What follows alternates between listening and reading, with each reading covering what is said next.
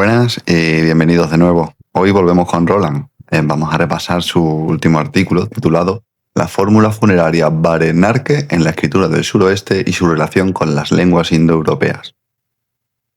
Básicamente profundizamos en toda su trayectoria de investigación sobre la palabra Narke y algunas palabras que la suelen acompañar, como pueden ser Nai o Vare. Vamos a ver algunos vídeos de algunas estelas donde Roland las transcribe directamente y podemos usar como ejemplo para esto que Roland argumenta en este artículo, ¿no? Posteriormente también lo llamaremos, puesto que nos meteremos en pantanos un poquito más profundos, como pueden ser ya nombres personales, temas de ADN, influencias culturales en estratos desde culturas atlánticas, fenicias, helénicas o tartésicas. Y bueno, que nos explique un poquito bien toda esta argumentación, además de otras palabras como pueden ser kun, kuno o bodo, una palabra que le damos bastante importancia en el canal por nuestra investigación de la diosa Bodoa y que obviamente en estelas funerarias no podía no estar presente. Así que bueno, sin enrollarnos más, vamos directamente a ver el contenido de este artículo.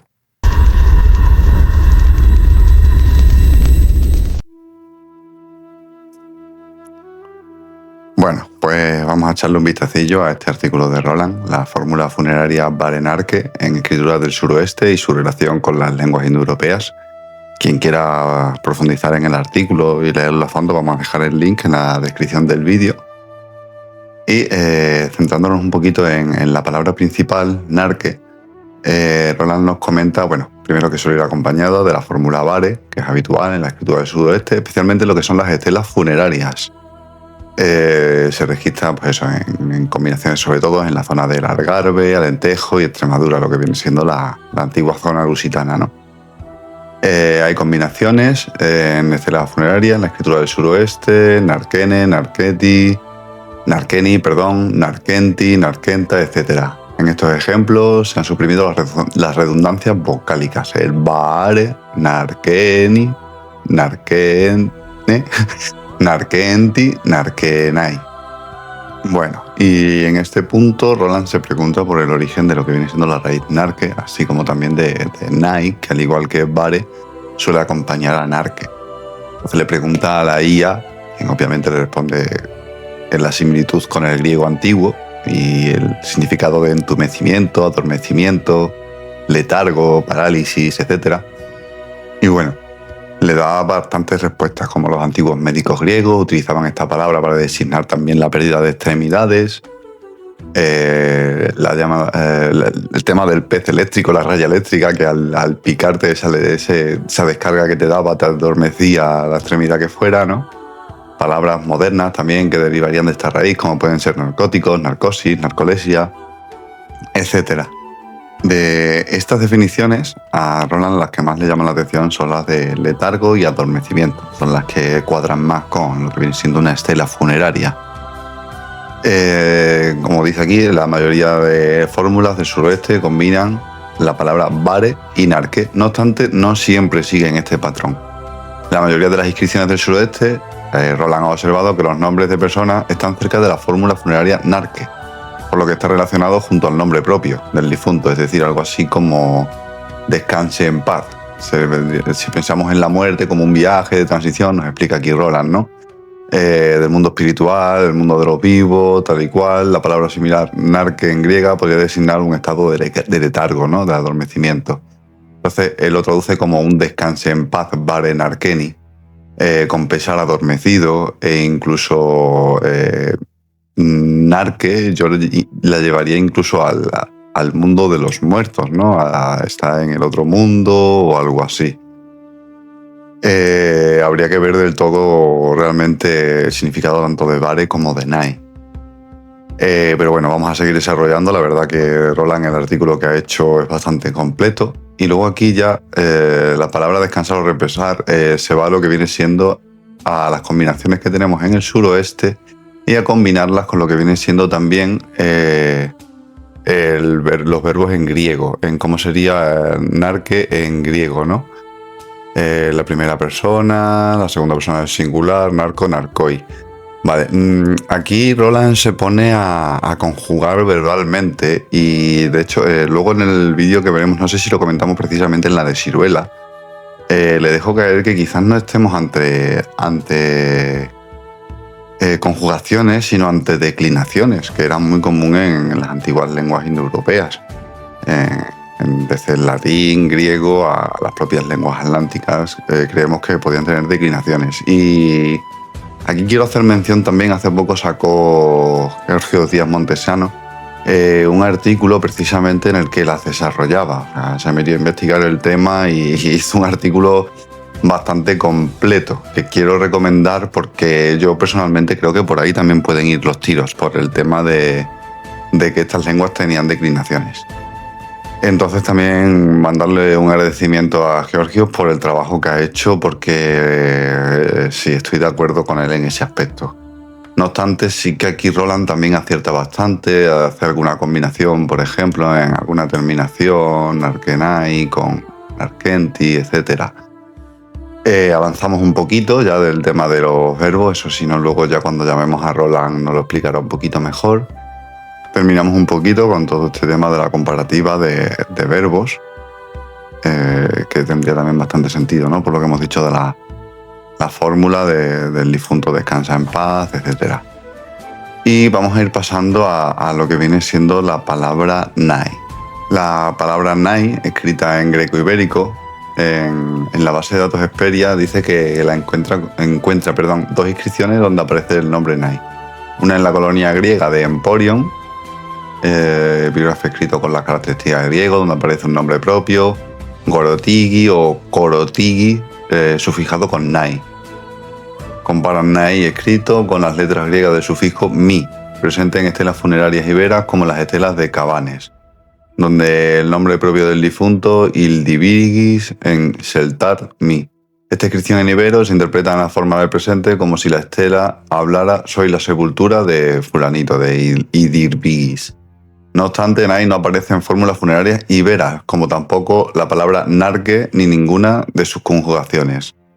Aquí Roland quiere jugar con algo que también estamos al 100% de acuerdo con él, en lo que vienen siendo las influencias de diferentes culturas, ¿no? Como desde la helénica a las atlánticas se van mestizando en este punto.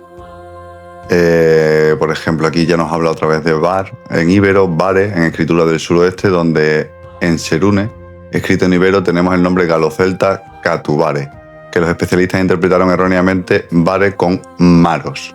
Bare tiene una raíz bar igual que en ibero y en pie. No obstante, catubare era un nombre propio galocelta, compuesto por catu, batalla, más bare.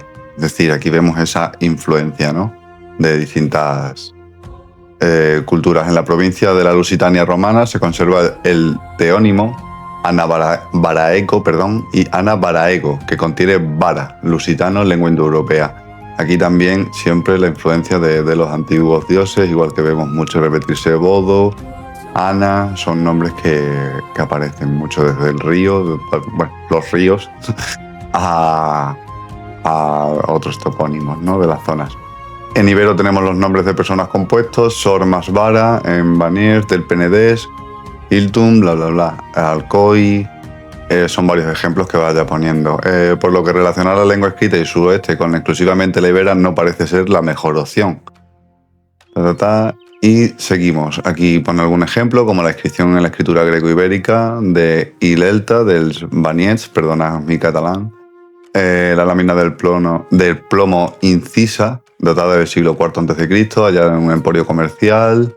Los antropónimos que aparecen escritos son iberos como Ilducón Ildurbón. Contiene el formante Ildur, otro nombre formante ibero, Belaur. Recordamos también Ildur, siempre nos recuerda un poco a Iur o Irdur, que es la labradora de portales, Iurverda. Aunque bueno, esto puede ser más casualidad que otra cosa. Yo sabéis que yo siempre me lo llevo todo a las deidades. Cuyos formantes encontramos en Andín Beladur, Culés, Belaur, Tigris, Balaur. Pese a contener nombres ibéricos escritos en escritura ibérica, este texto hace dudar a los especialistas de Hesperia que anotan fichas técnicas lo siguiente. Destacan la presencia del morfo nai, versión greco-ibera del mi en ibero nororiental. Este elemento mi es característico de la lengua ibérica.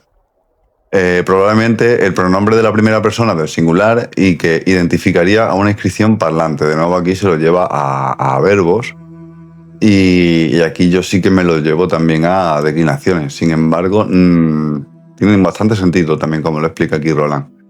La palabra nai se repite en el plomo, el morfo nai considera una forma representativa del morfo ibérico mi. La especie en lengua prehispánica no consideran el morfo nai una posible préstamo de la lengua griega en el ámbito de emporium o mercados comerciales, donde se efectuaban intercambios comerciales entre indígenas iberos y comerciantes griegos y fenicios desde el siglo IV a.C. O sea, esto podría tener que ver con el artículo que ya publicamos hace algunos años, inspirado también en el artículo, nuestro se titulaba Las columnas de Hércules, venía ya en el Manual del Explorador volumen 1, inspirado en el artículo de Giorgio Díaz Montesano sobre las tablillas del Turuñuelo, de lo que pudo suponer la leyenda de las columnas de Hércules, ¿no? Como el dominio tarteso terminó en la zona, esa marítima, y ya pudieron también los griegos adentrarse en la zona de la Lusitania y no simplemente llegar hasta Tartesos como un punto comercial, sino intentar ya tomar lo que es tierra adentro. Pues hasta el momento solamente habían tenido polis en lo que es la zona de los íberos, del este. Entonces no nos vamos a enrollar mucho más con este tema. Considerar el morfo griego emi, que aparece en una cerámica griega en la antigua ciudad portuaria de Huelva.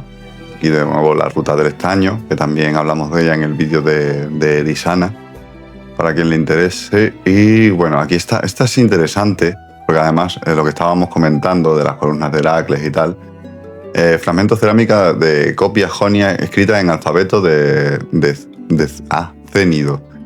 Heracleos emi, soy de Heracles, en Huelva en el 670 al 610 a.C. Interpretación escrita del Museo Arqueológico de Huelva. Luego explica un poco lo que es nai en griego antiguo, como adverbio de afirmación enfática también, en efecto así es, o también como exclamación, ¿no? Por Zeus. Ve cómo pone algunos ejemplos de la Odisea, de Homero, etc. En inglés la palabra que correspondería actualmente sería init. Verdaderamente, en efecto, la palabra narkenai, escrita por el suroeste peninsular, podríamos interpretarla aproximadamente como verdaderamente duerme, descansa, en efecto reposa o sí reposa.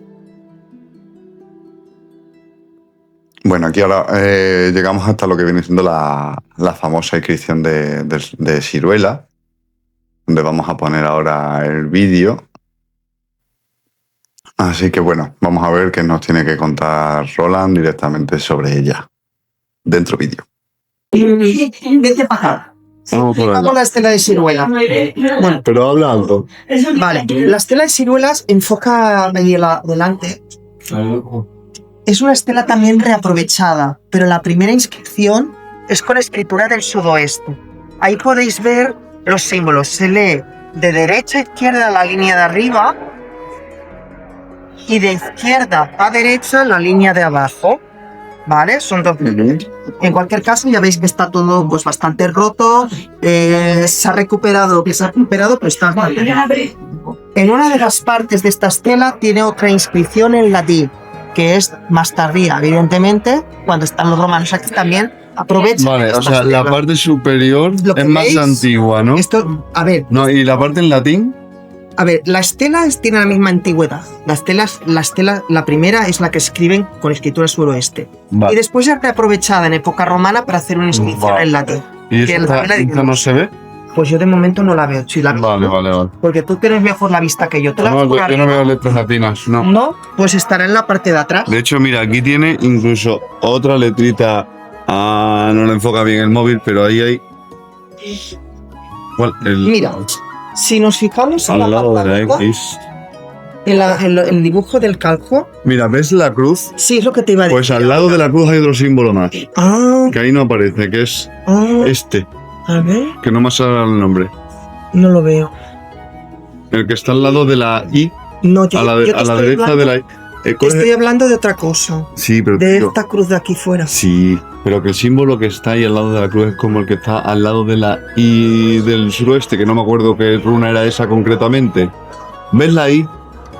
A ver, ¿me dejas explicarlo a mi manera? No me digas verla ahí, porque hijo, tú ya sabes cómo tengo la vista. A ver, vamos a ver. Si empezamos por fuera, por ver la inscripción afuera, a la derecha vemos una cruz, fuera del texto y fuera de la raya. Si tú enfocas allí, para que la gente lo vea, verán una cruz. Ese símbolo no formaría parte de la escritura, sino de la simbología. Y en el otro lado vemos una X, fuera del texto, en la parte izquierda. ¿Vale? Y esto pues tiene que tener un simbolismo para ellos. En la derecha es una cruz y allí es una X. La X normalmente es la letra Ta, Da, en signario del sudoeste y en el ibérico igual. Es la letra Ta, Da siempre. Si lo vemos aquí, en el signario, pues tenemos que buscar la letra X, que es Data. ¿Ves? Aquí han puesto Data, pero sería Data o Tada. La letra Ko sería la de la derecha completamente, Koko.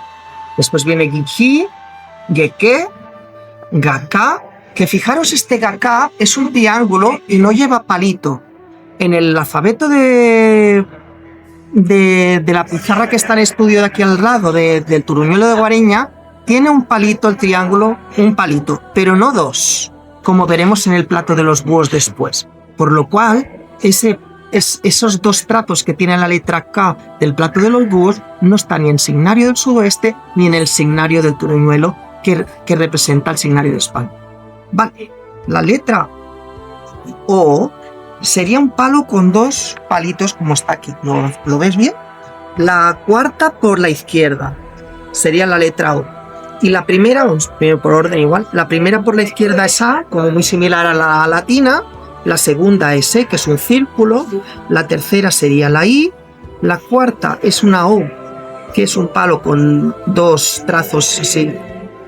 1, 2, 3, 4. La quinta sería la U. Mira, la L. ¿Ves la L? Pues sí. Aquí, que no recordaba bien qué runa era en el suroeste. Al lado de la X, más a la izquierda, se ve muy mal, pero hay una L dibujada. ¿En qué línea? ¿La de arriba o la de abajo? Estoy mirando el calco abajo, porque la piedra está mal iluminada. Abajo, la X de la derecha. ¿Vale? ¿Sí? No, de la derecha. Aquella, al final del todo. Es que no sé cuál me estás diciendo de X. La línea de abajo, primero hay una I. Olvídate de todo el texto. Pues tú lo vas a borrar todo. El texto, sácalo hacia la derecha, ¿vale? A ver, no me puedes hacer esto, sí, anda. Y aquí está la L. Tío, no le puedes hacer esto. Esto ya puedes borrarlo. A ver. Pero no me parece. Ahí veo yo una letra, no sé. Está ahí. Aquí. Es que no sé dónde me estás diciendo. Claro, porque no se ve bien. Pero está ahí la L. Pero es que tú estás metiéndola dentro y no, que estoy diciendo que está fuera de todo. Está aquí la L. Déjame que voy a hacer una foto. Aguanta esto.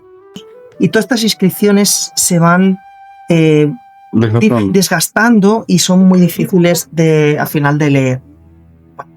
Si miramos el calco de arriba, que han hecho aquí en el Museo de Badajoz, veremos que se lee de derecha a izquierda la primera línea, la línea superior, y de izquierda a derecha la línea segunda.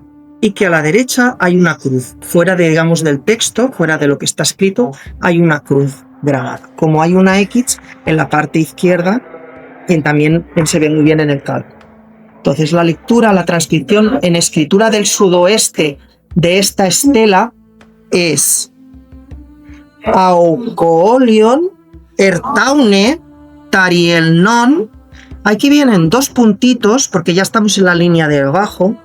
Tarielnon está en la línea de abajo, dos puntitos. Lirniene, Narkenai, que Narke es una fórmula funeraria en la escritura del sudoeste.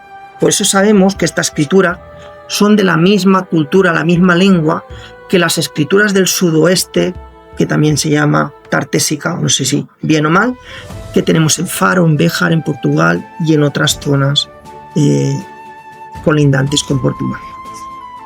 Entonces, esto estaría escrito en signario del sudoeste.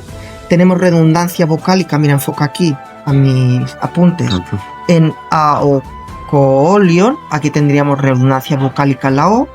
En Ertaune también, donde recordemos que Erta lo tenemos en la estela anterior que hemos explicado y que bueno, sería Erta la base de alguna palabra, ¿no? O Erda. Tenemos Tariel, que también podríamos cambiar esta ta por da, porque son sílabas duales, que podríamos ser tada, entonces le diríamos Dariel, que Dariel es la forma en hebreo de llamar Daniel. Igual, pues podemos pensar que estas gentes estarían muy mezcladas con pueblos igual orientales o tal, porque esto en hebreo bíblico Dariel es diminutivo, digamos, de Daniel. Pero ¿qué pasa? Que aquí tiene este añadido non, que encontramos bastante en otros nombres de escritura del sudoeste, esta terminación en non. Luego viene el irniene y la fórmula funeraria narque más nai, donde en otras estelas encontramos narquenti o narquene, y por lo cual parece ser un verbo que podría ser relacionado con descanse en paz o algo así, más o menos. El adormecido, algo así dijiste. Sí, porque... la traducción literal, ¿no? Adormecido. Adormecido porque narque en inglés antiguo, creo que era, si no me equivoco, significaba como dormir.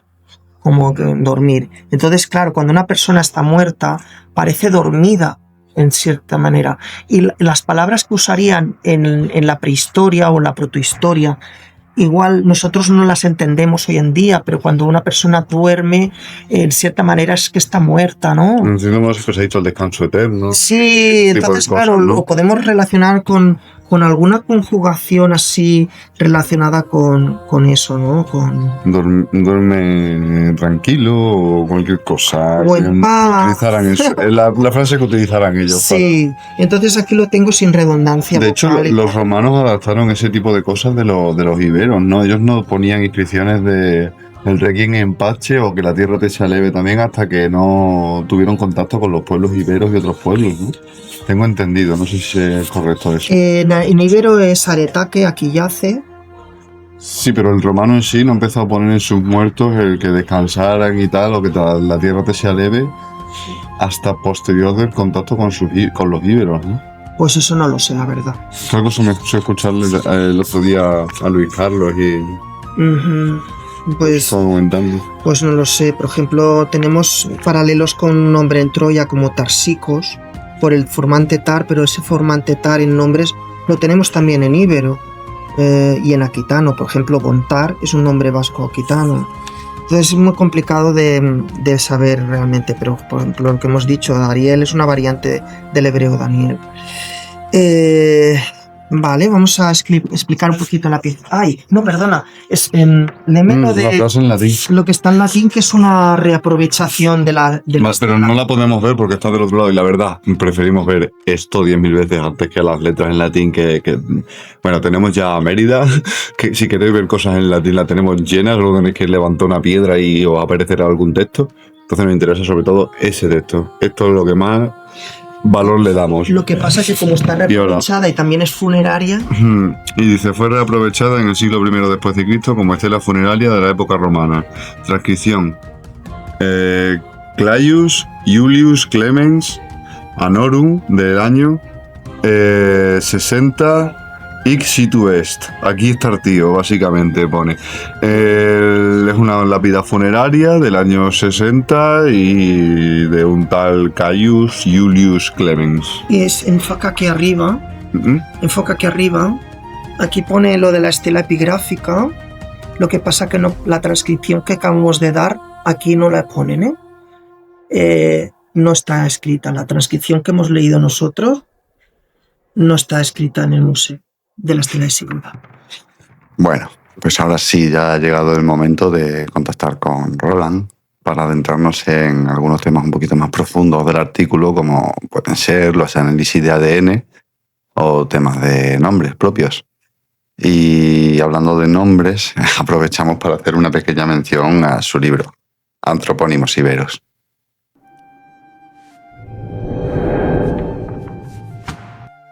Para entender Iberia, hay que comprender Iberia.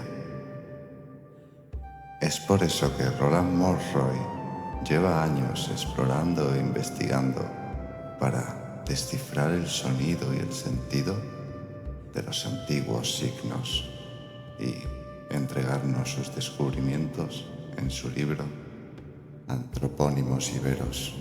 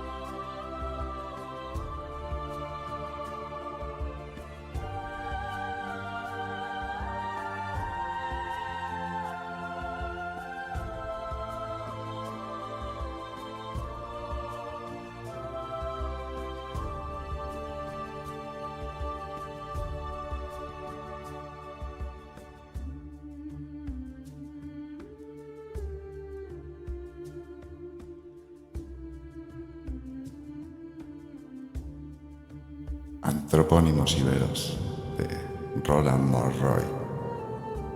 Produce Queros Iberia Folklore, desde la agrupación de autores Aeodos de Iberia. Bueno, pues ahora sí, vamos a invocar a Roland. Buenas, Roland, ¿qué tal? ¿Cómo estás? Hola, muchas gracias, Rubén. Buenos días. Buenas. Pues mira, muy bien, con muchas ganas de explicaros la fórmula funeraria esta Barenarque. Vale, pues vamos a empezar precisamente por ahí, por Barenarque, y nos vamos a ir al principio, porque a mí me surge una duda. ¿Esto se repite este patrón en todas partes? Lo de Barenarque, en todo lo que comentas por aquí, Algarve, Alentejo y Extremadura, ¿es igual en todas partes o hay pequeñas variaciones o...? No, hay variaciones. De hecho, Barenarque, como lo he puesto en el título, Barenarque se sitúa más en el Alentejo portugués y 2 inscripciones o 3 en el Algarve, en Faro, pero sobre todo en Beja. En las inscripciones de Beja hay mucho Barenarqueni, por ejemplo. Y este Narqueni lo encontraremos solo en la estela de Madroñera, en Cáceres. Después, en Extremadura, no encontramos Bare en las inscripciones, no, tampoco es verdad que no hay tantas como en el Alentejo portugués. Y encontramos solo la fórmula Narque combinada con Narqueni en Cáceres, Narquenay en Siruela y seguramente Narquenti, pero que pasa que está rota en la necrópolis de Medellín. Pero bueno, podría ser cualquiera, Narquene, Narquene, Narqueni, Narquenta, cualquier combinación con esta palabra Narque, que es del indoeuropeo, de la lengua indoeuropea. Ajá. Vale, pues duda resuelta. Y oye, mira, por ejemplo, aquí te pone lo de... Pusiste, perdón. Lo de utilicé la IA para consultar la raíz Narque. O sea, ¿cómo te dio por el tema de consultar con IA? Sí, bueno, cuando vas buscando unas palabras, y yo primero soy especialista en onomástica, ¿no? En los nombres de persona. Y los nombres de persona del suroeste reflejan bastante lenguas indoeuropeas. Lo que pasa que es verdad que también muestran un mestizaje de diferentes lugares, de diferentes grupos de personas, ¿no? Pero el peso principal es de la lengua indoeuropea en esos nombres, esos onomásticos. Encontramos nombres griegos, como el de la estela de Madroñera, Acosios, es un nombre griego, y encontramos en Faro Asteana, que también es un nombre de influencia griega, porque hay el nombre Asteas en griego, el nombre Aster, que es nombre, en este caso Astea es un nombre femenino, la mayoría de nombres que acaban en ea, los académicos los vinculan a nombres de mujer. Y bueno, entonces en esos nombres de persona yo veía eso, ¿no? Y dije, bueno, pues voy a buscar con la IA, que es como el método más fácil, ¿no? De buscar hoy en día, y con el móvil. Ni siquiera utilicé el ordenador. Con el móvil cogí y utilicé la IA de Google y puse, mira, busco Vare en griego clásico. ¿Qué significa Vare? Y entonces me dijo, bueno, pues Vare no, pero tienes Vareo, que significa tal cosa. Y entonces dices... ¿Qué era Vareo? Pues, Vareo significa dolorosamente, cargar con un peso o cargar con una pena. Entonces, cargar con una pena en una inscripción funeraria cuadra muy bien, ¿no? Dices, está cargando con un dolor o con un pesar. ¿Por qué? Pues porque esa persona se ha marchado, ya ha fallecido esa persona, y por eso utilizan esa palabra, ¿no? Entonces, utilicé la IA y después, digo, para ser serios, ¿no? Hay que contrastar la información que te da la IA. Y entonces me fui a la universidad, a la biblioteca de letras, a consultar el diccionario griego, pero digo, no me sirve un griego actual, tengo que buscar un diccionario de griego clásico. Y entonces encontré uno de diccionario griego clásico de Homero hasta el siglo II después de Cristo, y es el que encontré los significados que cuadraban más, ¿no? Con narque también, que narque significa adormimiento, letargo, entumecimiento. Es un término que utilizaban los médicos griegos. Utilizaban este término para referirse a los miembros que pues, estaban o entumecidos o rígidos, ¿no? Entonces, pues por suerte que en griego antiguo tenemos estas definiciones para poder comparar con la escritura y lengua del suroeste, que ya se ve que es una lengua indoeuropea, porque no solamente hay estas palabras, sino también los nombres de persona que también nos lo marcan, que es una lengua indoeuropea. Lo que pasa que tenemos que después interpretar toda esta información. Entonces tú tienes esas palabras, tienes Vare, que viene del griego vareo y vareos, dolorosamente, con un pesar, y tienes narque, que tenemos variantes como narca y narco, que de narco después derivarán también palabras que utilizamos hoy en día, como narcolepsia, que es un trastorno del sueño, narcótico, que es también para inducir al sueño también. Es decir, son palabras que después tenemos que interpretar, tenemos que darles una interpretación.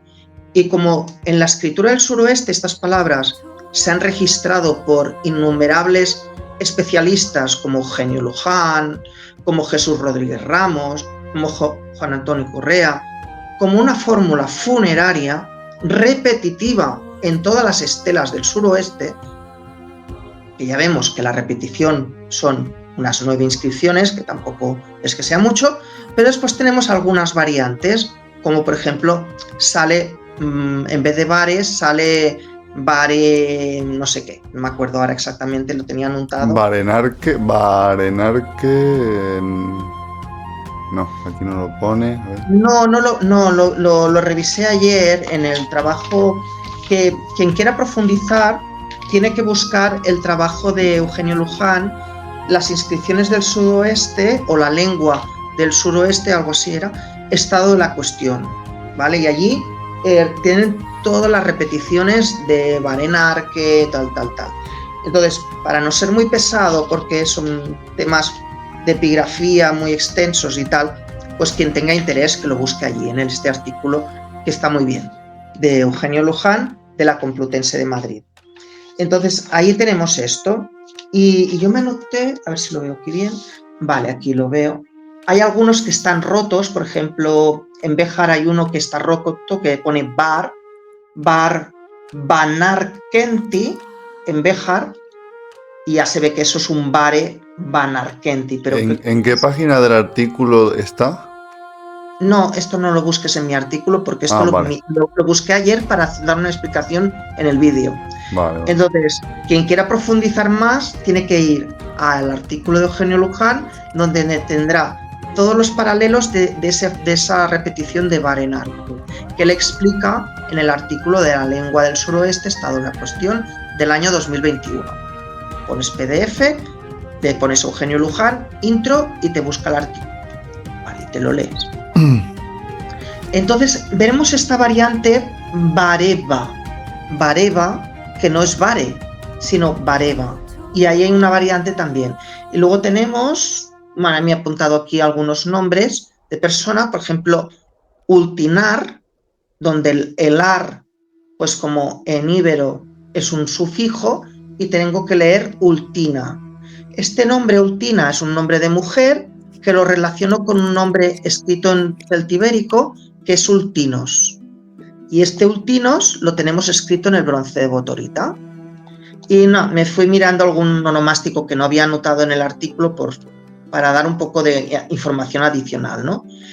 Vale, tenemos este Ultina, que es un nombre de mujer, que yo relaciono con Ultinos, que es un nombre de hombre, escrito en Botorita, en celtibérico, pero del siglo I antes de Cristo, una cosa así, cuando las escrituras del sudoeste son las más antiguas, del siglo VI antes de Cristo, etc. Es decir, que este Ultina es mucho más antiguo que el Ultinos escrito en celtibérico.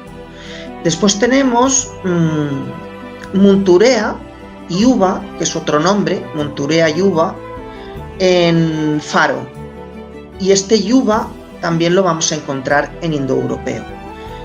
Tenemos Baere, en vez de Bare, Baere, otra variante, ¿vale? Que me la anoté, Narquene, en esta inscripción de Faro, FAR 0412 es la referencia. Entonces tenemos Baere, Narquene, Munturea Yuba. Es decir, dolorosamente reposa, pues Munturea Yuba, el nombre de esta persona, ¿no? Se puede interpretar así, ¿no? Y el título es La lengua de las inscripciones del sudoeste, estado de la cuestión, Eugenio Luján. Ahí lo tenéis todo más en detalle, ¿vale? Pero nosotros, yo no podía, digamos, alargarme mucho. Ya has visto que mi artículo es bastante extenso y no podemos ser pesados porque la gente no acaba de entender muy bien estas cosas, porque son palabras, pues sí, muy antiguas, pero bueno, pues hay esa correlación con el griego clásico, simplemente consultando un diccionario de griego clásico. No ha sido la cosa complicada, la verdad. Y yo no entiendo, teniendo especialistas en griego clásico, cómo puede ser que no hayan dicho nada al respecto, ¿no? Es un poco extraño. Después, es verdad que una de las cosas que tiene esta escritura del sudoeste es que repite las vocales. Entonces, Baare, yo lo que hice es suprimirle la A de Baare, y Narqueni también le suprimo la E y la I final. Igual que Narquenti I, le suprimo la última I. Y entonces, al hacer eso bueno, cuando tenemos una palabra que se repite 9 veces, tú ya puedes deducir que ahí tienes que eliminar esa vocal que se repite. Entonces lees Barenarque, o lees Barenarqueni, o lees Barenarquenta, o Barenarquenti, pero sin la redundancia vocálica. Y ahí sí que puedes coger y buscarlo en el diccionario sin esa redundancia. Que puede ser que otras personas busquen esa palabra con la redundancia, igual no les da el resultado. Y tú, por ejemplo, veo que estos cambios en la palabra los llevas a temas de conjugaciones verbales. Vale. Lo comparas con conjugaciones verbales. Sí, porque cuando tú tienes una palabra raíz como narque, que los especialistas dicen es una fórmula funeraria, bien, pero cuando tú tienes narque y se repite narquene, narquenta, narquenti, narquenai, narquembi, que se va repitiendo con el final distinto, pues llegas a la conclusión, ¿y si fuera una conjugación verbal? Si fuera esto un verbo, pues dices, pues posiblemente lo fuera, porque si tú tienes, por ejemplo, el verbo actual, yo reposo, tú reposas, él reposa, nosotros reposamos, vosotros reposáis, ellos reposan, pongámosle. Después otra cuestión es que estas estelas antiguas utilizan normalmente la fórmula en presente, igual que las estelas iberas, que también hablo en mi artículo, estelas funerarias iberas, utilizan la fórmula en presente. Yo soy la estela de Ildirbigis, aquí estoy sepultado. Entonces, cuando esta fórmula en presente también la utilizaban los griegos en sus estelas, y esto los especialistas no lo explican. Esta fórmula en presente se utilizó en el Mediterráneo antiguo y en el mundo griego era muy habitual.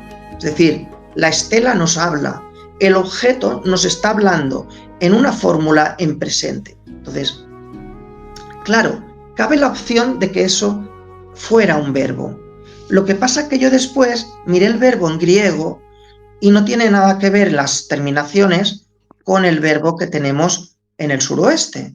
Yo les dije, vale, pues si las terminaciones no coinciden, las palabras sí coinciden, el significado, pero el verbo no coincide, la raíz, pero el verbo no coincide en su terminación, quiere decir que esto no es un verbo en griego, sino que es un verbo en lengua indoeuropea que no conocemos su origen, pero seguramente es de las migraciones estas tan antiguas que vinieron en la Edad del Bronce. ¿Y por qué digo lo de las migraciones de la Edad del Bronce? Porque tenemos las estelas de Guerrero, del Guadiana y del Guadalquivir y del suroeste, que nos muestran unos grabados de guerreros y guerreras con armas, escudos, de tipología mediterránea, bueno, de escotadura en V, que también veremos en la parte atlántica, en Irlanda, en Escandinavia, en diferentes lugares, veremos en Alemania, veremos esos tipos de escotadura en U y en V, con esos símbolos circulares concéntricos en los escudos, que coinciden tanto en esa decoración, en los escudos atlánticos, como en los escudos mediterráneos. Lo que pasa que es muy importante que esos escudos en el Mediterráneo antiguo, en el siglo VIII, tanto en la isla de Chipre como en el santuario de Delos, se utilizaban en un ámbito funerario para demostrar el prestigio social de esa persona, el prestigio de esa guerrera, el prestigio de ese guerrero. Y era una manera de demostrar eso, porque no eran funcionales. Se sabe que esos escudos, por lo menos del Mediterráneo, no se utilizaron para la guerra. Eran escudos para demostrar nobleza, prestigio social. Y es eso lo que poco a poco vamos descubriendo con el tiempo. Es decir, cuando hicimos el vídeo, ¿te acuerdas? En el Museo Arqueológico Provincial de Badajoz, explicando las estelas del sudoeste, pues yo ese dato no lo tenía, lo tengo ahora. Y es importante ver qué nos están hablando esos grabados. Pues desde mi punto de vista, nos están hablando de las primeras migraciones que llegaron al suroeste de grupos indoeuropeos, grupos que venían pues de zonas muy lejanas, que nos muestran guerreros con cascos con cuernos, que nos muestran aretes en los dientes, sí. Lanzas, espejos, peines, liras. Las liras homéricas de influencia mediterránea. Entonces, respecto a los escudos, perdón, quiero romper también una lanza por una vertiente que a mí también siempre me ha parecido una teoría bastante probable, que estos escudos, además de como escudos, también fueran una representación de los propios poblados o empalizadas, la forma de los poblados indoeuropeos, que eran empalizadas, circulares, e incluso hay quien ya lo vincula con Tarsis y toda la leyenda de la Atlántida y tal, pero bueno, eso ya es meterse en otro tipo de berenjena, ¿no? Pero sí que el tema de, por ejemplo, las empalizadas, ¿no? De esos poblados europeos, esas formas, esas empalizadas. Tú ahí, por ejemplo, discrepas bastante, ¿no, Roland? No es que discrepe, es decir, los poblados del Calcolítico, como el que se encontró en Extremadura rodeado de un campo de placas solares, ese de, ¿cómo se llama el yacimiento, Rubén? No me sale, pero sí, es aquí llegando a Don Benito, si no recuerdo. Uy, Don Benito. ¿El Lobato o algo así? ¿No te acuerdas? Una pista. Algo de Lobato, Cancho Lobato o algo así. No. Bueno, da igual. En los... Montijo. Dirección a Montijo. Cortijo Lobato. Montijo. Vas en dirección a Montijo. A ver, te metes por la autovía. Y en la salida a Solana de los Barros te desvías. Sí. ¿Vale? Y en esa carretera que va de Solana de los Barros, desde ese desvío a Solana de los Barros, por ahí estaba ese yacimiento, sí. Vale, es que me he quedado en blanco en un momento. O sea, sabía perfectamente la ubicación, pero no me salían los nombres en ese momento. Cortijo Lobato. Vale. Ese yacimiento está es del Calcolítico. Tenemos en Jaén marroquíes bajos, que también tiene esos fosos concéntricos, era así, de esa fórmula, y también tenemos los millares, ¿no? Me parece, también. Todos son asentamientos del Calcolítico. Entonces puede ser que la Edad del Bronce estén aludiendo a esa forma concéntrica, simbólicamente lo que tú estás diciendo, representando a esos poblados que eran grandes asentamientos, ¿no?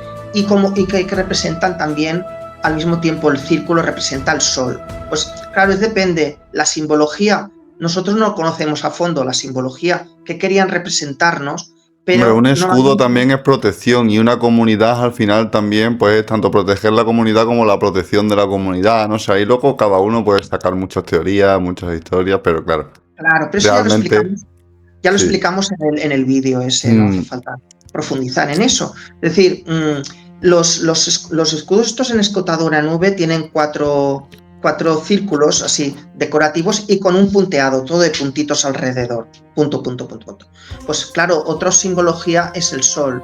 El sol ha sido una divinidad por antonomasia en todas las culturas desde la prehistoria antiquísima. Entonces, bueno, no sabemos exactamente qué querían representar. Lo que sí que explicó en el otro vídeo que me grabaste es que el escudo efectivamente te protege en vida y te protege en muerte. Es una protección para el difunto.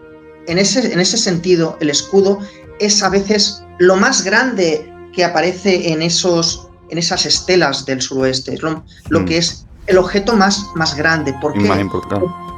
Porque estaba ejerciendo un efecto protector a esa persona difunta, porque ahora sabemos por las estelas que han encontrado en Huelva, en una necrópolis, ¿vale? Sabemos que la función principal fue funeraria.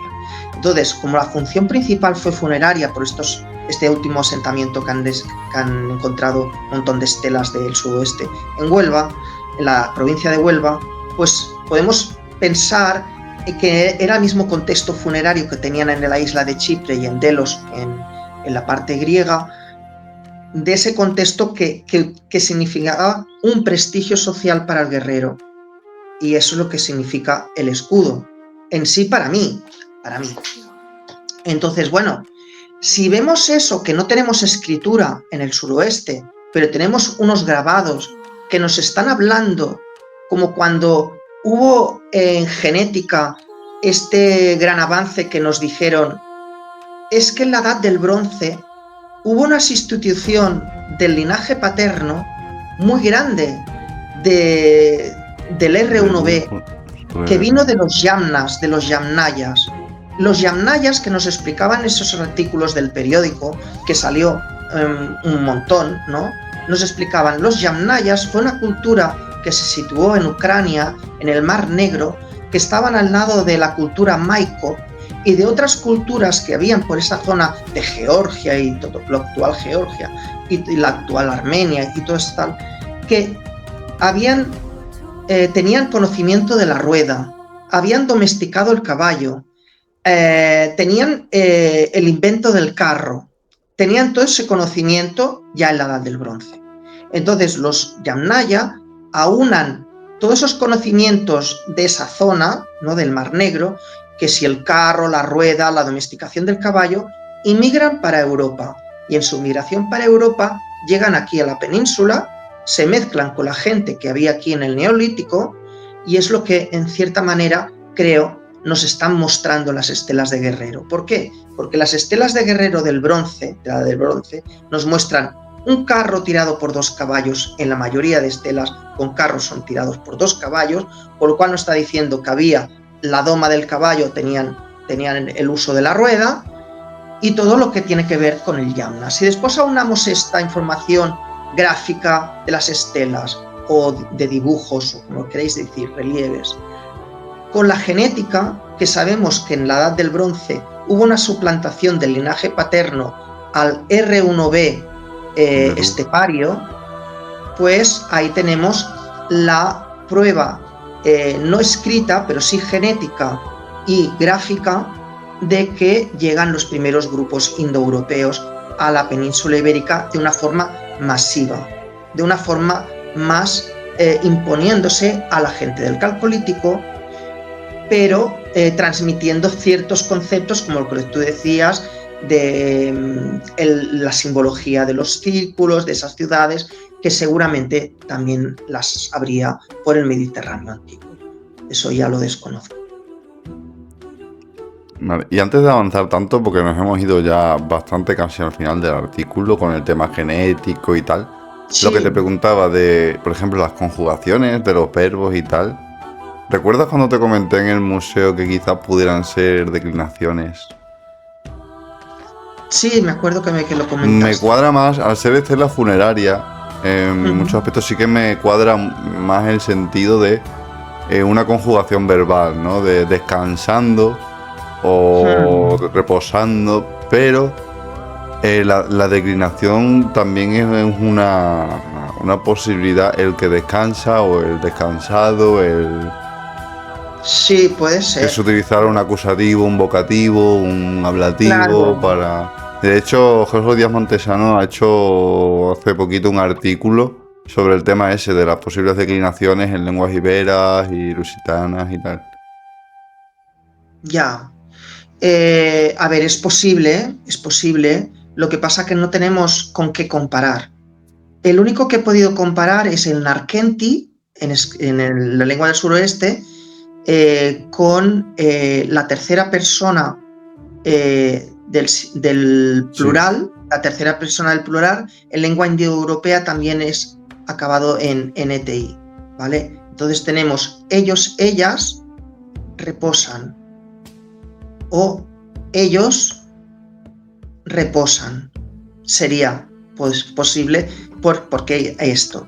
Después también hay la fórmula en griego de la tercera persona, pero en pasivo no sé qué, porque solo hay que buscarlo con el diccionario, y es narkeuntai o algo así, narkeuntai. Este untai yo lo comparo con el narkenta, que hay solamente una inscripción con narkenta. Entonces, claro, esto tenemos que ir poco a poco, no podemos ir rápido, pero sí que tenemos la tercera persona del plural en indoeuropeo, que sería narkenti. Tenemos narkenta, que es la tercera persona del plural en su forma pasiva, que la comparo con el narkeuntai griego, pero tenemos que buscar esos paralelos.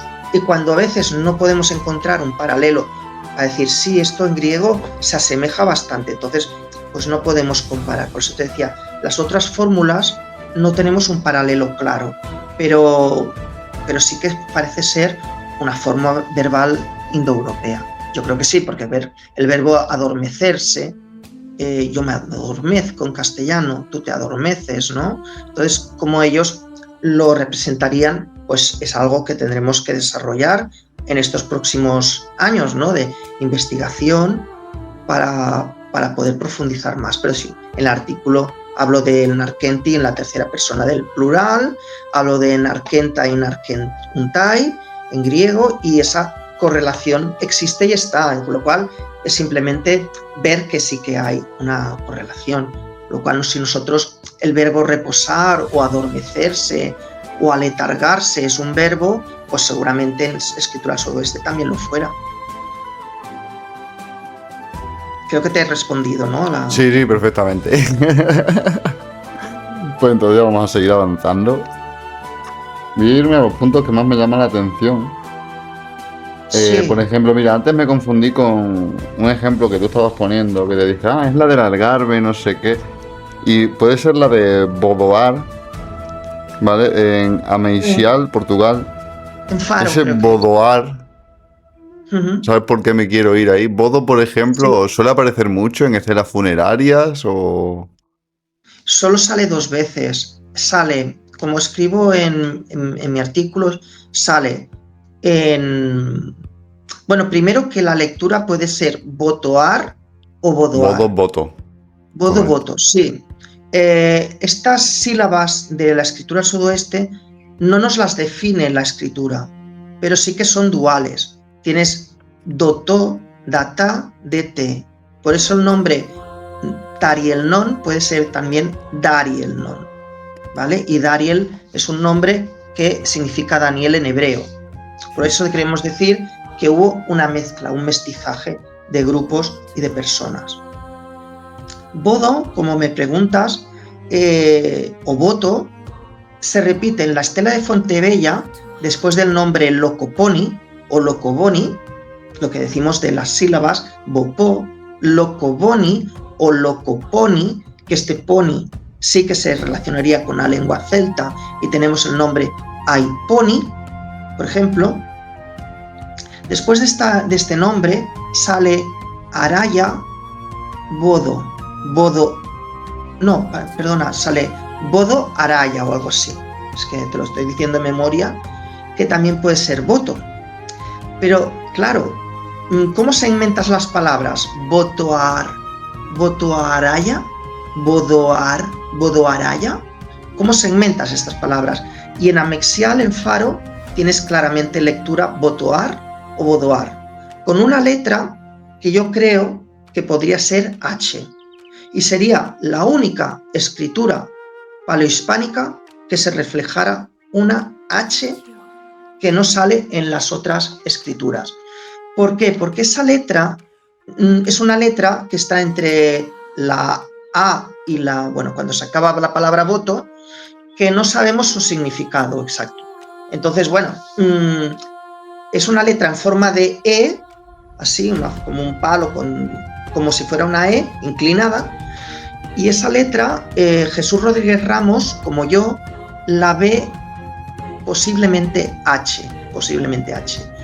Otros especialistas le dan otro significado que para mí no es válido. ¿Por qué? Porque en fenicio esa letra era letra G, H-E, en fenicio antiguo. Y si estamos diciendo que estas escrituras se influencian mucho del alfabeto fenicio o de las escrituras que nos enseñaron los fenicios, que cuando decimos fenicios tenemos que abarcar un grupo de personas que comercian en el Mediterráneo, que no todos eran fenicios, sino que muchos eran griegos, otros eran de la isla de Creta, otros eran de lo que diríamos ahora mismo arameos. Esas personas que llamamos fenicios, pero que su genética es una genética diversa de pueblos del Mediterráneo antiguo, donde no se ve una clara llegada de personas de la zona de Tiro, sino que son mercaderes marítimos a las órdenes de la gente de las ciudades de Tiro, de Sidón y de Biblos y de Ugarit. Esta gente pues utilizaban esa letra que era H-E, la letra G. Por eso yo también pensé, ostras, en griego tenemos 2 variantes de letra E, la letra eta y la letra epsilon. Y si fuera que en esta lengua, como en griego, utilizasen dos tipos de E, y perdonad que tengo que beber agua. Entonces, claro, hay estas dudas. Podría ser que esa letra estuviera marcando una E distinta, la E corta y la E larga, como tenemos en griego, y podría ser que nos estuviera marcando una H. Entonces, bueno, tenemos esa duda. Yo propongo que sea H o un tipo de E, pero cuando yo pongo el tipo de E, bodoear, pues me suena muy raro, bodoear o bodogear. Bodogear, digo, pues es que no, fonéticamente. Sin embargo, bodoar ya te recuerda Bodoar, al nombre de Botoa, Bodoa, sí, toda esta zona, exacto. toda esta entidad y... Pero lo has de pronunciar, Rubén, con H, bodojar. Bodojar, vale, la H aspirada, Bodojar. har. Una H expirada, claro, que es esa letra que te digo que está allí, que no tenemos un significado claro. Y a veces lo que hacen los especialistas es ponerle un asterisco y tira que te vas. Pero tenemos que tener claro que allí hay una letra. Entonces puede ser botojar o bodojar, que sí nos refleja una lengua posiblemente indoeuropea, pero con unos sustratos como el ar, que también los vemos en íbero, como el van, que también lo vemos en íbero, como el bar, que también lo vemos en íbero. Y ahí ya, bueno, quien quiera profundizar más, pues que se lea mi artículo de la fórmula funeraria Barinarque en escritura del suroeste y que ahí ya verá pues mi planteamiento cuál es, ¿no? Pero que yo pienso que claro, cuando llegan esos movimientos migratorios del bronce y se mezclan con la gente local del neolítico, siempre queda algo de la lengua anterior, siempre queda algún sustrato, ¿no? Y eso es lo bonito de ver, de que puede ser que bodoar sea al final, como tenemos anayosar, argitibasar en íbero, que después de nombre usamos ar como una marca de propiedad, pertenece a tal persona. Entonces, bueno, todo esto poco a poco iremos buscando, ¿no? Pero sí que parece ser que hay una correlación o que hay unos sustratos anteriores que permanecen en esa lengua. Y por eso, pues, parece que algunos dicen, no, esto tiene que ser íbero. Y dices, ¿perdona? No. ¿Por qué? Pues porque narque, ni narquene, ni narqueni, ni narquenti, ni narquenta se repiten en escritura ibérica. No existe esta palabra en íbero. El nai solo sale en greco-ibérico, escrito en los plomos de la zona de Murcia y Alicante, que es la zona que escribieron en greco-ibérico, y puede ser un préstamo del griego tranquilamente. La partícula nai, que sale en la estela de Siruela, narkenai, también la explico en mi artículo y digo que es un afirmativo que se usó en la época de griega antiguo, en el griego antiguo. En el griego actual es sí, nai es sí. Lo que pasa que en griego antiguo era, en efecto, así es. O también es muy importante el nai en griego, y en la estela de Siruela y en Faro, solo sale en Faro y en la estela de Siruela, narkenai, 2 veces. Este nai se usó también en griego clásico en juramentos y votos. Si tú lo ves ese concepto y dices, ostras, nai se utilizó en juramentos y votos, y aquí tenemos una estela funeraria que es algo como muy solemne, puede ser que ese nai esté haciendo una función más como el naimatón griego o el naimadía, que significa por Zeus, como una exaltación. Una aclamación, sí. Sí. Como una especie de vocación de... Aquí reposa simplemente puede significar, vete a saber tú. Vete a saber, porque claro, después la interpretación es más complicada, pero puede ser simplemente aquí yace. Y ya está, y nada más. Entonces, lo interpretativo, interpretar, también es un trabajo que ya te digo que muchos especialistas en lenguas paleohispánicas no hacen correctamente esa interpretación. Sí, pero vemos, por ejemplo, varios Sí. ejemplos de lo que dices de la mezcla cultural.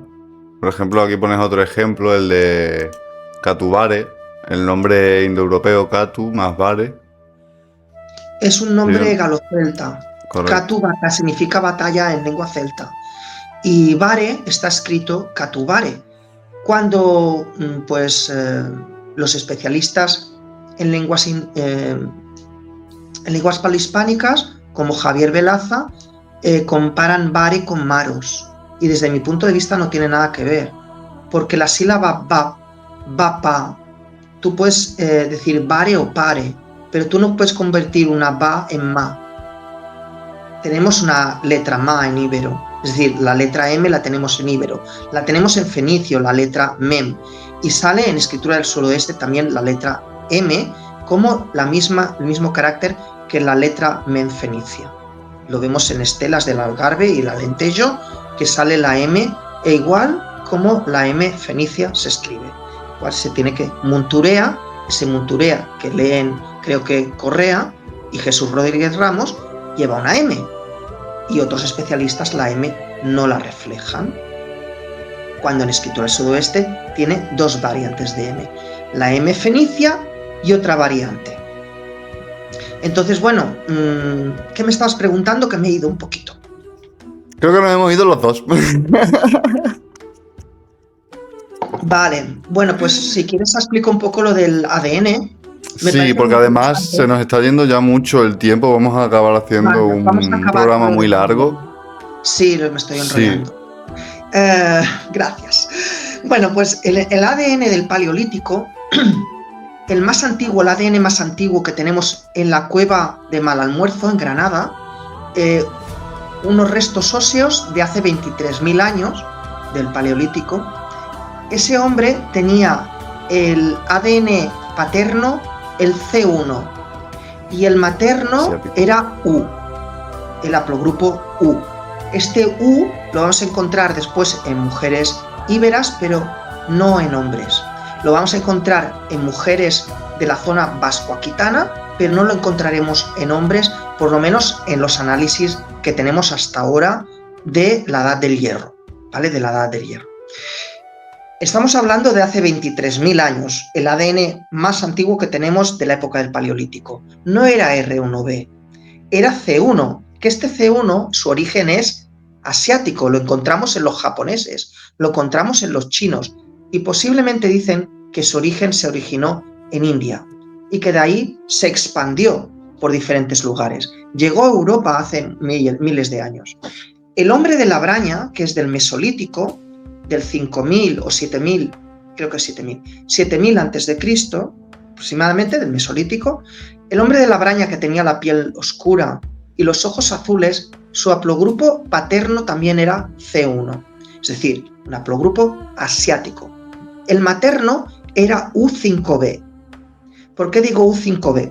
Este U5b lo encontraremos sobre todo en la península ibérica, en el sur de la Galia y en la península itálica. ¿Por qué? Porque en la época del máximo glacial, tanto la península ibérica como la península itálica fueron refugio de todos los europeos. Y en ese máximo glacial bajan todas esas personas y animales, porque aquí es donde habían pastos para alimentarse y los cazadores tenían caza. Entonces, estos son cazadores-recolectores. El hermano del hombre de la Braña tiene la misma genética que él, es decir, el paterno C1 y el materno U5b. Y el hombre de Villabruna, del norte de Italia, de la zona del Véneto, tiene R1b en el 14.000 antes de nuestra era, R1b L754, y el materno es también U5b. Vemos que en lugares muy desplazados tenemos, por ejemplo, en León, que es el hombre de la Braña, provincia de León, y en el norte de Italia tenemos U5b, que es el materno, y después este U5b lo veremos en los análisis iberos efectuados este año de Els Vilars d'Arbeca, el Camp de las Llosas y de Olèrdola. Veremos este haplogrupo. Curiosamente, en los análisis de la zona de Navarra, del Valle del Ebro, no apareció U5b, y es que raro, ¿no?, cuando se asocia a un linaje cántabro, vasco, etc. y no se habían solamente 2 mujeres con U y no eran U5B.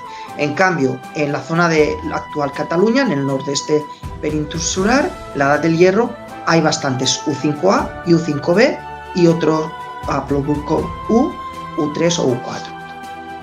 Es curioso, bueno, simplemente decir eso, que hay esa herencia del paleolítico que se mezcla con la gente que llega en el neolítico.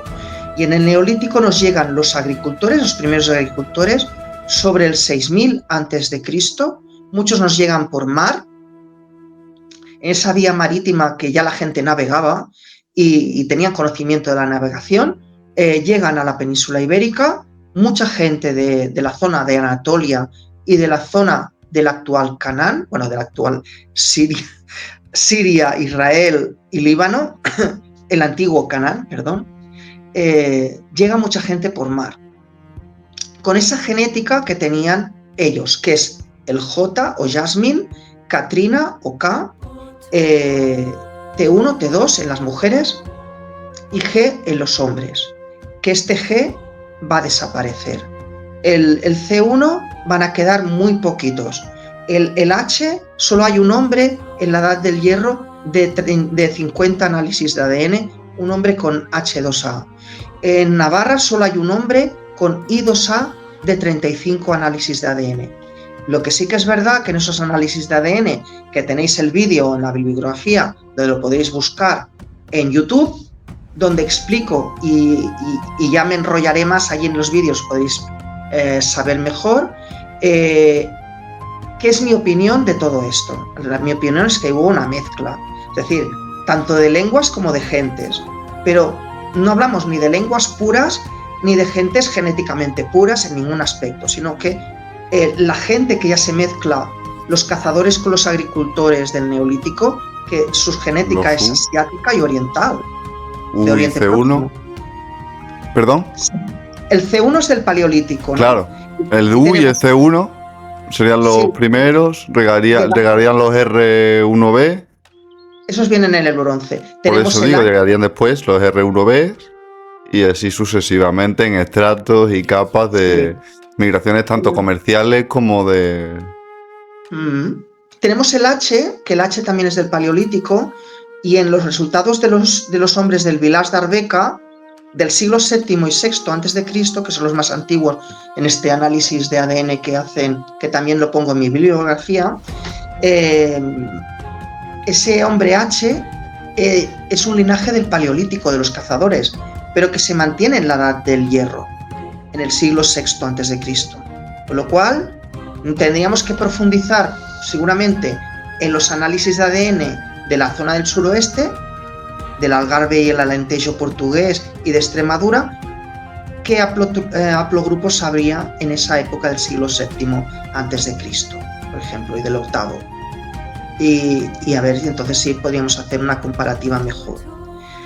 Pero lo que quiero decir es eso, que tanto se mezclan grupos humanos como se mezclan las lenguas. Incluso las culturas, vemos como la campaniforme sube por Europa, desde aquí, desde el sur, o como baja la Atene, incluso aquí es modificada la Atenes espadensis y la espada de Antena, que a la vez luego también la cogen los romanos como Gladius, que al final es todo un círculo y hacia arriba van la cerámica, hacia abajo viene el estaño y así. Y desde el Mediterráneo vienen a por unas cosas y lo bueno que tenía el punto este es que estaba en el centro y venían todos aquí a intercambiar y comercial. Sí. De hecho, el comercio ya se da, tenemos pruebas arqueológicas, es decir, que no es que hablemos por hablar, pruebas arqueológicas en tenemos Valencia. Anclas de 6.000 años allí en Huelva que verifican lo que tú dices de esta gente del Canaán que venían, etcétera. Bueno, tenemos otro vídeo para los fans de tu canal, de Cells of Iberia Folklore, que quieran ver lo de Valencina de la Concepción cuando visitamos tú y yo. Y visitamos el yacimiento, el museo, visita guiada de Valencina, del Tolos de Valencina y el museo. En esa época, en el Calcolítico, la dama de marfil ya tenía un comercio con el norte de África, con el marfil africano, marfil que venía de Siria, ámbar que venía de la isla de Sicilia. Perdona que me estoy quedando sin voz. ámbar que venía de la isla de Sicilia, el jade, la jadeíta, de la hacha de jade, que venía de los Alpes suizos, de los Alpes cisalpinos, que tenían comercio de esas hachas rituales hasta se encontraron en Bretaña, en la zona de Bretaña, el mismo tipo de hachas que encontramos en el Tolos de Valencina, en el Sí, Cálculo. correcto. Incluso están en el propio Stonehenge, hay hachas de bronce hispanas, sí.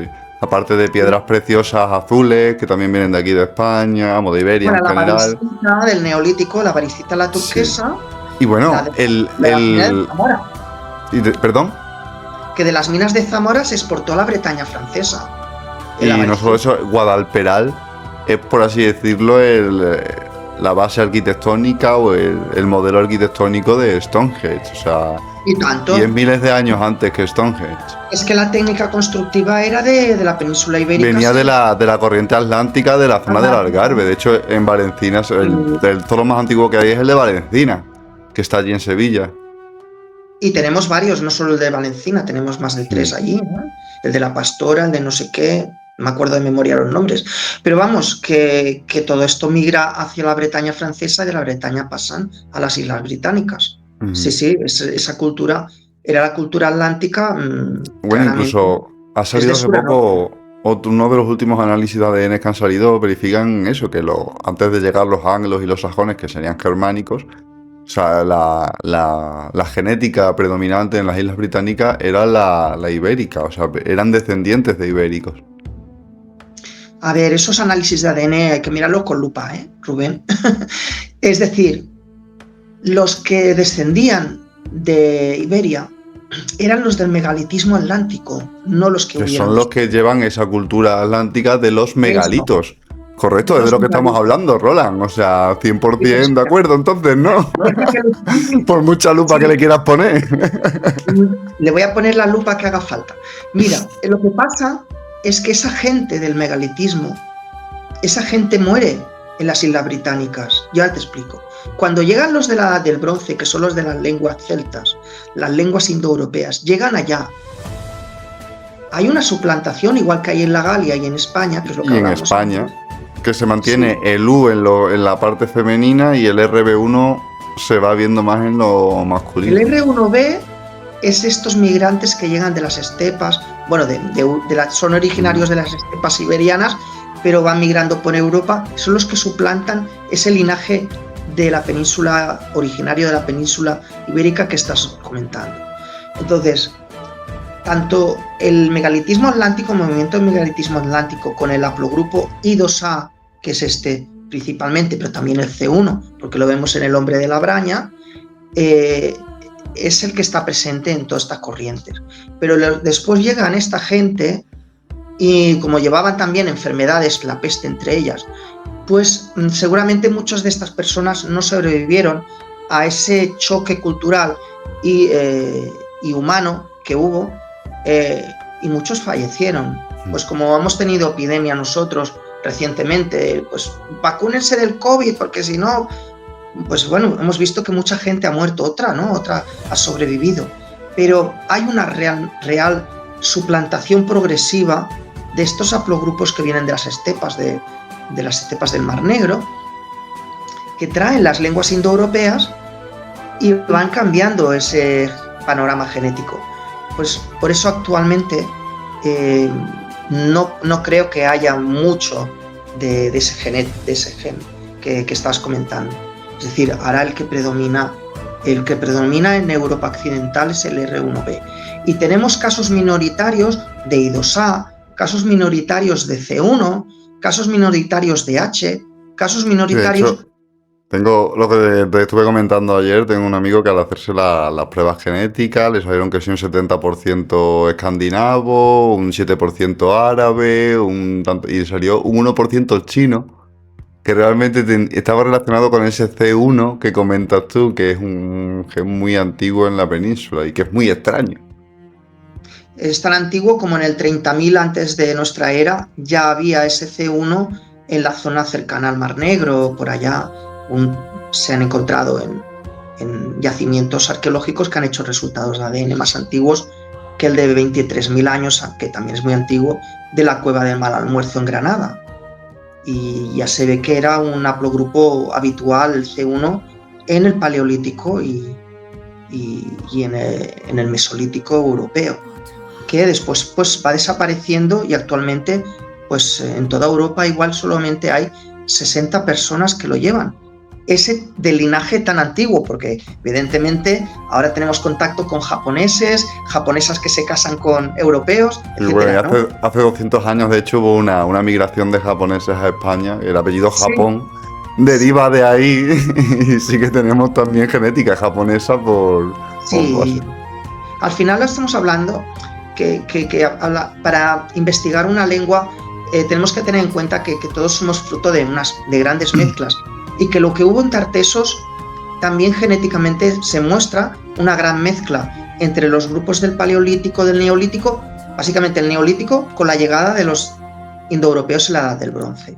Y eso es verdad, no tenemos escritura que nos podamos de la escritura de afirmar esto era así, pero tenemos las estelas de Guerrero, las estelas diademadas que nos están mostrando esa interacción del mundo anterior del Calcolítico, de las creencias, con las creencias de los recién llegados indoeuropeos que traen la doma del caballo, que traen el carro, que traen todo eso.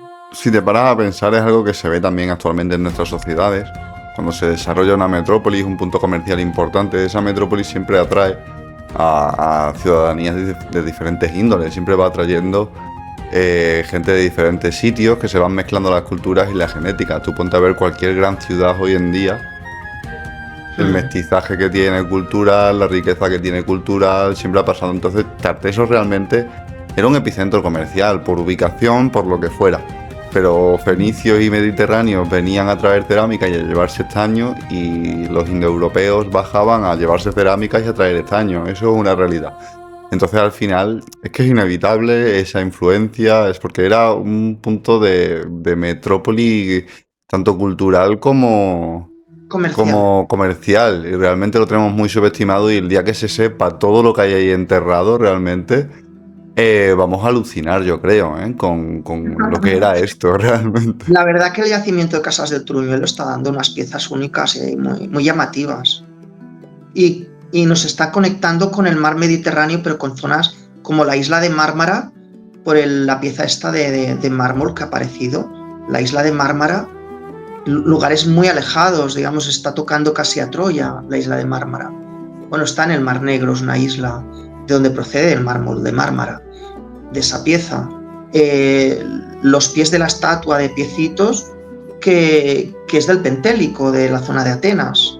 Es decir, pero claro, en Andalucía mismo tenemos yacimientos, igual no tan antiguos, que tienen 9 variedades distintas de mármol que proceden del Mediterráneo antiguo también. Es decir, sí, estamos encontrando últimamente una riqueza en yacimientos arqueológicos, no solo el de Casas de Truñuelo, sino ahora también se está excavando los Cabezos de Huelva, que seguramente es donde siempre se ha dicho que se originó la escritura, los primeros indicios de escritura, donde veremos a ver si tenemos pruebas de ello, ¿no? Que en estos últimos años es donde más esperanzas tenemos de encontrar, digamos, indicios de escritura de lo más antiguo, del siglo VIII a.C.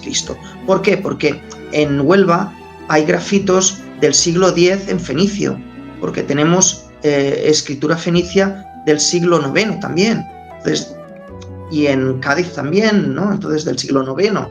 Pero cuando visitamos Tejada la Vieja, que ahí también tenéis otro vídeo que visitamos Tejada la Vieja, ¿no? En Canal Celso of Iberia, que nos dijeron que la muralla era de inicios del siglo X y de influencia fenicia, y que estaba encalada, que tenía la técnica del encalado ya en el siglo X o siglo IX. Con detalles en rojo y azules. Es decir, pero que en el siglo IX ya teníamos la técnica del encalado en Tejada la Vieja en la muralla. Y después nos dicen en Guareña, la escalera de mortero de cal, pero están en mediados del siglo VI, siglo V. Pero es que el encalado se utilizaba hasta en la cultura argárica en la Edad del Bronce. El encalado de cal lo utilizaban la cultura argárica en sus paredes. Y en las paredes de la cultura argárica, que recordemos la primera civilización, entre comillas, de Occidente en la Edad del Bronce, en la cultura argárica, ya utilizaba la técnica de cal. ¿Por qué? Porque eran personas que migraron de las islas centrales del Mediterráneo. No eran autóctonos de aquí. Los primeros argáricos, los primeros en llegar, llegaron por mar.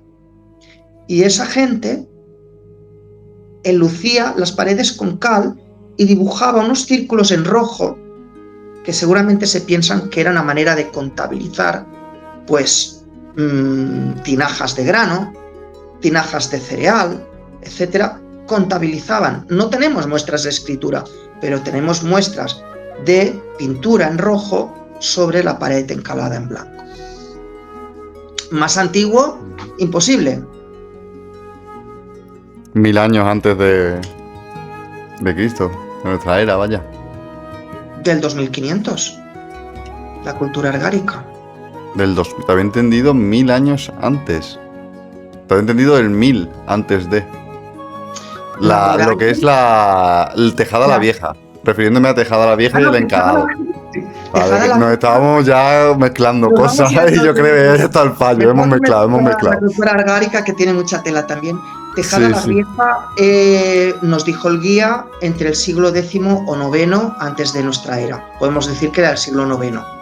Pero claro que si las murallas estaban todas encaladas de blanco, y debería ser una gozada llegar a Tejada la Vieja y ver esas murallas en blanco tan grandes.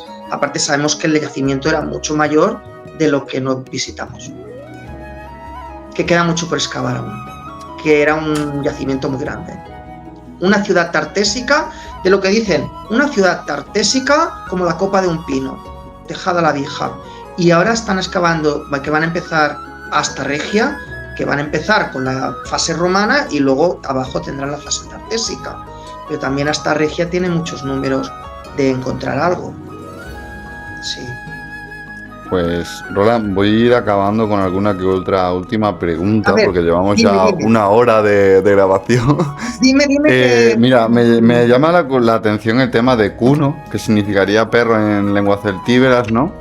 Sí. No, perdón, al revés, perro en lenguas lusitanas, si no lo he entendido mal, y sin embargo cun es como clan, ¿no? En celtibero o algo así. Explícame un poco eso porque estoy confuso. Ya, no. Yo lo que explico en el artículo es que tenemos en íbero cuni, la palabra cuni, tenemos cune en vasco-aquitano, pero no solo en vasco-aquitano, y tenemos cune en el bronce de Tarmescune, que escribí el libro junto con Mario Magaña, Enrique López Urios y Max Turiel, escribimos un librito, donde, el título yo en inicio quería que fuera el bronce de Tarmescune, pero mis compañeros me dijeron, no, el bronce de Tarmes. Y luego después, pues, el título cambió a lo que está en el libro, que es súper largo. Vale. Vimos un topónimo, que es Tarmes, pero acabado con cune. Cune, igual que cunekere en la mano de Irulegui, que contiene cune. Y en cambio en íbero tenemos cun, como sinecun, en un formante de un nombre, y tenemos cuni, que yo no veo que sea tan distinto. Lo que decimos que las raíces se comparten en lenguas, aunque digamos que son lenguas distintas. ¿Qué tan distinto puede ser el íbero cun o cuni del celtíbero cune o del vasco-aquitano cune? Pues a lo mejor lo mismo que el español del italiano y el portugués. Puede ser. Y cani es perro en latín, cani. Entonces yo canis. Cani, claro, cani es perro y no me acuerdo exactamente, cuno o algo así, en lengua celta es perro también, pero creo que es cuno. Está escrito en el artículo porque evidentemente hay muchas palabras y a veces uno mismo se pierde. Entonces, claro, cani, cune, cuni se asemejan mucho. ¿Significaría lo mismo? Pues igual no, pero sí que vemos raíces muy similares, como el bar, que hablamos en el artículo también. A ver, también el portugués, por ejemplo, sí que conserva el can, pero le vendría del latín, en este caso. Pero sí que se conserva el can. O cani. Por ejemplo, el catalán, el gos, por ejemplo, o ese de dónde vendría. No lo sé. ¿Visigodo o algo así? Pues puede ser porque Barcelona fue capital visigoda antes que Toledo, con lo cual podría ser de los visigodos. Podría ser. Tenemos mucha mezcla. El caso es eso de las raíces, que es interesante que hablabas, que tanto vascos como íberos o celtíberos genéticamente no son muy distintos. Cuando vemos los análisis de la Edad del Hierro, hablo del análisis de la Edad del Hierro, genéticamente no eran tan distintos. Todos tienen R1b, con lo cual todos tienen una influencia indoeuropea. ¿Y si ese cune que tenemos en la mano de Irulegui, cune quere, tiene relación con el indoeuropeo? Igual que Tarmes cune, el bronce de Tarmes, en Soria. ¿Y si cun y cune también tiene una influencia indoeuropea que se mezcla con las lenguas no indoeuropeas del íbero? Pues posiblemente sea así. Y tenemos muchos formantes en lengua vasca que son indoeuropeos. Y tenemos en íbero formantes como el bar, que también se utilizó en lengua céltica. En lo cual son palabras y raíces que son compartidas. Ahora falta saber si el significado era el mismo o el significado era distinto. Pero sí que hay muchas palabras, incluso hay un nombre escrito en íbero que yo en mi libro, Antroponimos Iberos, relaciono con el goidélico, que es el irlandés antiguo. Y eso no lo explica ningún especialista. Pero Tiger y Teger son nombres escritos en íbero que en goidélico y en ogam, Tigirn y Tegern, se utilizaron para nombrar caballero. Si tenemos en goidélico, que es irlandés antiguo, y en ogam, que es la lengua que se hablaba en la zona de Turquía antiguamente, Tigirn y Tegern, y tenemos Tigir, Tigirs y Teger en íbero, en nombres onomásticos, pues puede ser que hubo una mezcla también entre esas tribus íberas y en esas tribus vasco-aquitanas con gente indoeuropea, algo que seguramente a los vascos no les guste y no les caiga muy bien, pero yo lo veo así. Aparte, los vascos son los que más R1b, un 85%, tienen de toda la península ibérica. Quiere decir que hubo más Yamnaya, ADN estepario, en ese ADN. Y ese ADN de Navarra no hay ninguno que sea del R1b L754 del hombre de Villabruna. Ese hombre de Villabruna tuvo R1b en el Paleolítico, pero fue un R1b residual, no fue un R1b que estuviera esparcido por toda Europa. Y ya está, con esto yo creo que ya quien quiera saber más, que él se lea el artículo. Tenemos el artículo en la descripción y además, bueno, sabéis que vamos a volver a hablar sobre estos temas y es un tema que tenemos siempre muy presente. En academia, porque al final son las evidencias más palpables, sobre todo para el tema del suroeste, ¿no? Que ahora es que se está empezando a sacar brillo a todas estas cositas que estaban aquí guardando tanto polvo. Y mucho que se ha perdido ya no se puede hacer nada. Pero bueno, darte las gracias, Roland, por trabajar por esto, por luchar por esto. Como pacense te lo agradezco de corazón ante tanto pasotismo que ha habido durante tantísimo tiempo y bueno, y falta de valoración realmente del patrimonio que tenemos. Y también aprovechar ya en este vídeo para agradecerle a Javier, quien fue el director del museo, todas las iniciativas que ha tenido por la ciudad y por la ciudadanía, la vida que le estaba dando al museo. Entonces, como ciudadano de Badajoz, agradecerte, Javier, tu tiempo dedicado y bueno, la labor tan magnífica que estabas haciendo, tío. Lo dicho. A quien queráis seguir, Roland, ¿algo más que comentar antes de despedirnos?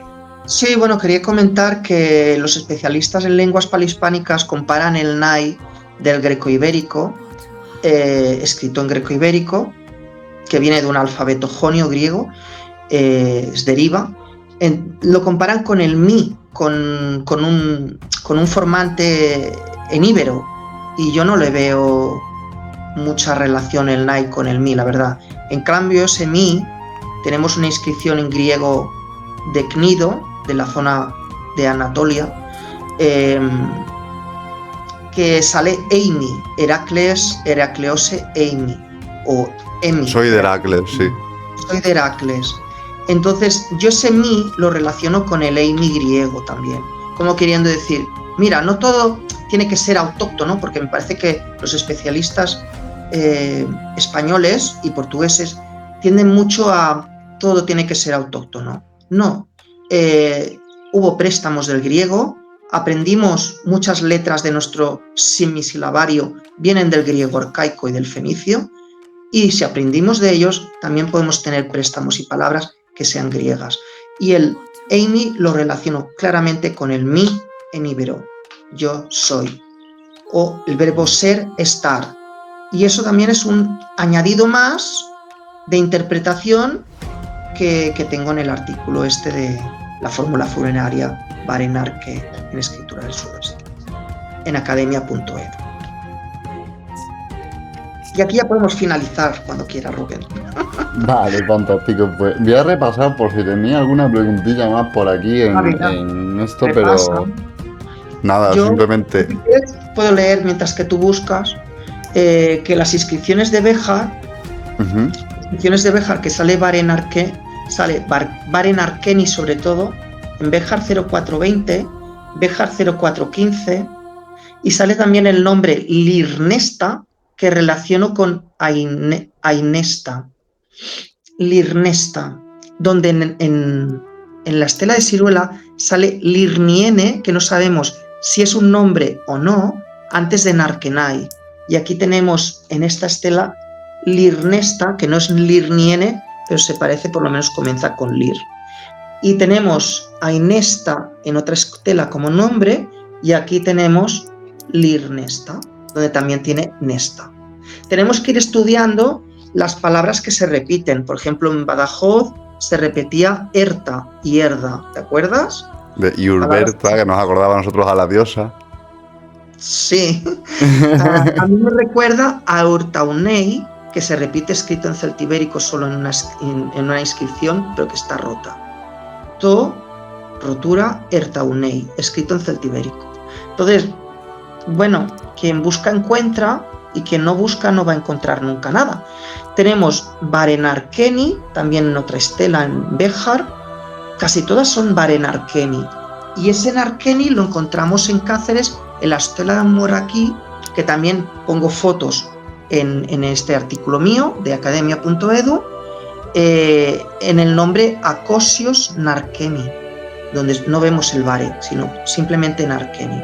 Y es una inscripción muy breve que se ha de interpretar como Acosios descansa o Acosios reposa. Y ya. Porque es que Acosios Narqueni no tenemos más texto, ¿me entiendes?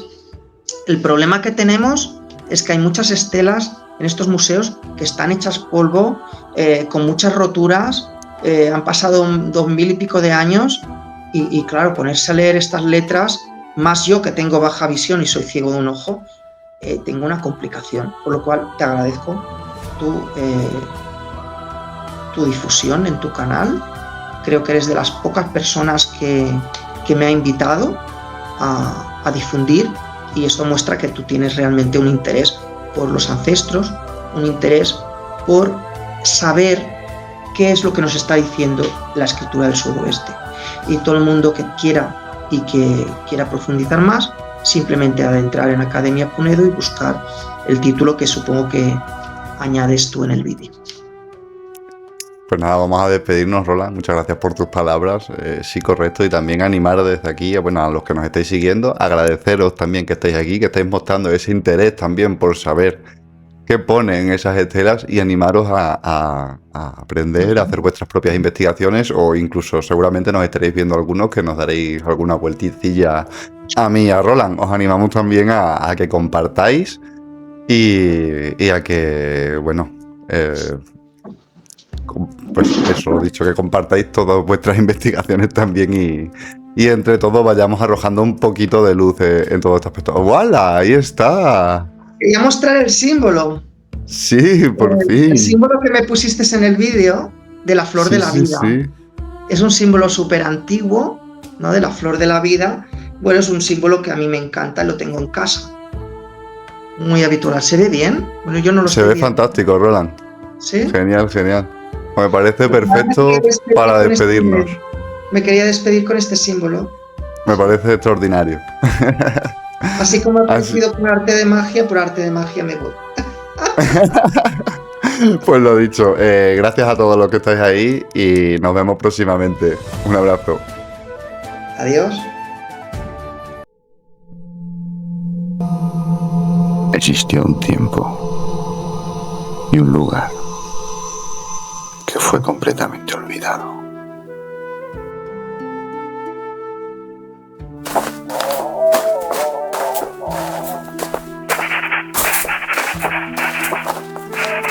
Hasta tal punto que hasta no hace mucho, pocos eran los que se atrevían a adentrarse en él. Ellos abrieron la brecha.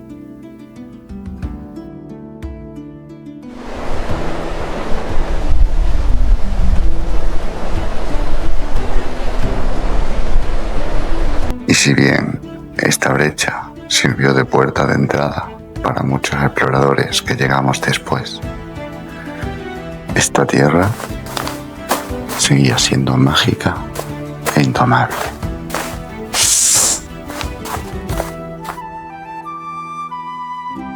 Entre aventura y aventura,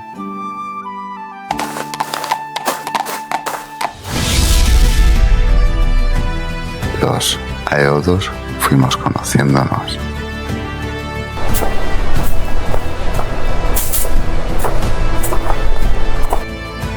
Y en nuestros viajes compartimos nuestras chanzas y el beber.